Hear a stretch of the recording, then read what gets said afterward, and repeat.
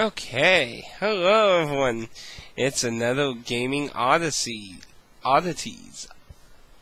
Did I say odysseys? No, it's time for another gaming oddities. And today we're looking at a very strange device I've had for a long time. The Telegames Personal Arcade. The complete home video game system.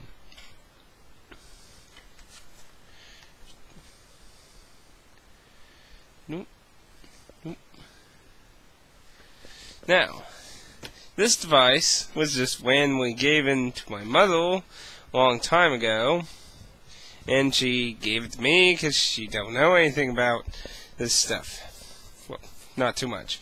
What this is a very early clone machine. It's a ColecoVision clone, but not just a simple ColecoVision clone. In America, it was marketed as a device that could play ColecoVision. However, if you notice in the artwork there are two cartridges flying into two cartridge slots. So, this is everything that came with the device, minus this, which I will explain what that is.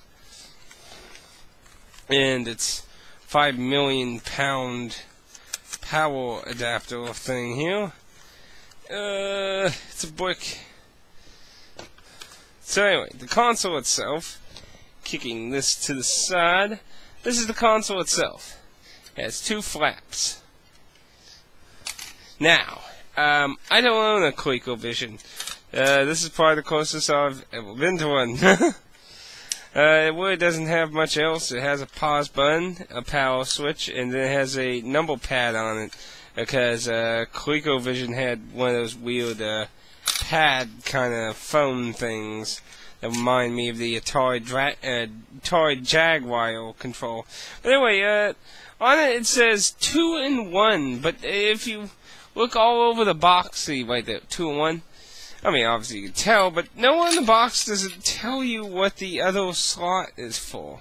And this is because it was one other console, obviously, because you can tell inside, if I didn't hold a good enough look, I'll try to do it again, get you a nice, it's kind of hard to see them being black and now. The two cartridge sizes are different. Supposedly the other cartridge slot is for a console that Sega made prior to the Master System, which, if I remember correctly, was called the SG-1000. And that is what this other slot is supposed to be for. However, since America never got said console, there was no point in advertising it. And I remember when I was first initially looking up about this thing, and I found out about that, it was a mystery whether in the American versions of this thing, if that cartridge slot actually worked or not. I never found a real answer to that. Now, in the back is where the control ports are on that, and they're kind of shaped like Sega Genesis control ports. And similar to the old Famicom, it has the wire coming out of the side there. Very inconvenient to me. I just don't really get the whole thing. It's very simple. It has up, down, left, right, and two buttons. Nothing complicated at all. Yeah. Now, the box claims it is compatible with over 100 ColecoVision cartridges. I do not own ColecoVision consoles, cartridges. So I do not know if this device even actually functions. It looks in good condition, to be honest.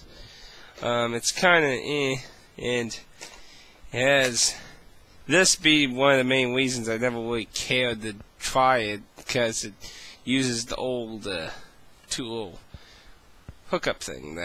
Now it did come with a alternate wire, but when I started getting into Atari stuff, I soon found out why this wire does not work properly. Now, this wire looks like the kind of wire you just slip over your thing, though. You know, the slipping in this side and the slipping in the other side. Right? It works, ba-boom, ba-boom, but no, it don't. No, it don't. These old consoles here, when they introduced these wires first, they sent all those signal in one wire. In our modern versions, the sound and video are sent in separate wires, but everything is sent down one wire. This is why this doesn't work on our TVs. Now, there is a way to fix this, and that's where this handy device comes in. This is how I play my Atari. This little device, it looks like the end of a cable wire. It's really hard to see. It's a little golden piece. It has a part that the wire plugs in, and it has the screwy part. And you just slip that on, and what it does is it will separate the two signals, and you can screw that on to your TVs, and it will play it like it would normally do with a modern thing. Now, you might be asking, well, could I get a device like this? Well, this is actually from Whale Shack, and it's an adapter called the F-connector coax. Now, I might do an episode just to explain how you could use this for old consoles. But you know, it came to me because I got this for the Atari, but this thing I almost completely forgot about. I was like, now I have this, so now I actually could play, I could make this thing work potentially if I had an Atari a ColecoVision cartridge. So I don't have one, but I might try to find one next time I go to a store or something that has ColecoVision and cartridges. See, I'll give you a close-up on the controls there. And just in case the random interest that you want to see the power adapter, it's no giant block. It's always lovely to have those giant blocks. But like I said, I don't know if my version of this works. In case you missed it again, it's Telegames Personal Arcade. It's a clone machine. There were several topics talking about the SG-1000 pulling that, but perhaps one day in the future I'd be able to give this thing a go, since technically I could play it now. But I just would need games. And also, it oddly enough has an extra extension port there. Just the chip hanging out. Not aware of anything going in that. And that's pretty much it. It's pretty much a short oddity. The thing I find weird though is, like, you know, right now, like, you had all the clone machines these days are really common. Let's see, is there a copyright anywhere on here? Probably not, actually, now I think about it. Yeah, it don't look like there's any form of copyright information on anything in here. Oh, dread. Well, to my understanding, this device is not, like, very modern.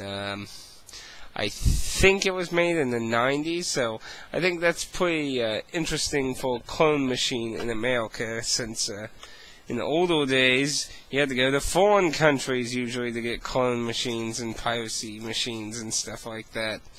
They weren't, like readily available in America. At least, not my knowledge. But it's an interesting random item to have, but, be honest, I never found this too particularly special. And since it probably has limited compatibility with certain ColecoVision titles, it's probably a kind of a 50-50 thing now. Now, this wire I actually also use with my Atari 7600, but it came with this device, so at least it did some good for me. Because I wouldn't know where to get one of those wires, to be honest. There's probably some other way around that problem too, but that's probably a whole nother story there. And what's also interesting to note on the box here, it has a half-width sticker. It says, a video game, something, get a blast from the past, includes something, something in a galaxy, something built in, sale $6.95, hours of fun.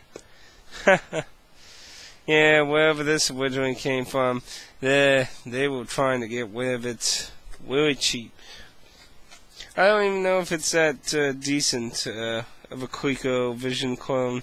See, on the back it has Tank, Pitfall, Wing War, Tournament Tennis, Kung Fu, Walk Bolt, Little Wade, Sewell Sam. Do I even want to know? Skiing Motocross. Pitfall 2! Ooh! But anyway, that's a quick look at the Telegames Personal Arcade. A very strange device to me. Again, maybe one day I'll be able to give it a whirl and maybe even find out the strange mystery of the SG 1000 cartridge slot. If I ever could get one of those. I looked them up on eBay once. But who knows. But anyway, it's a very short episode. But, hey, hopefully you found that slightly interesting. However, I think I may do an actual episode just kind of talking a little more about this, for a little more retro people there. But anyway, that's another time, another discussion. I hope you enjoyed this episode of Gaming Oddities. It's not Odyssey. No, not Lost Odyssey. The pain. No, Lost Odyssey is a good game. But I'll see you next time.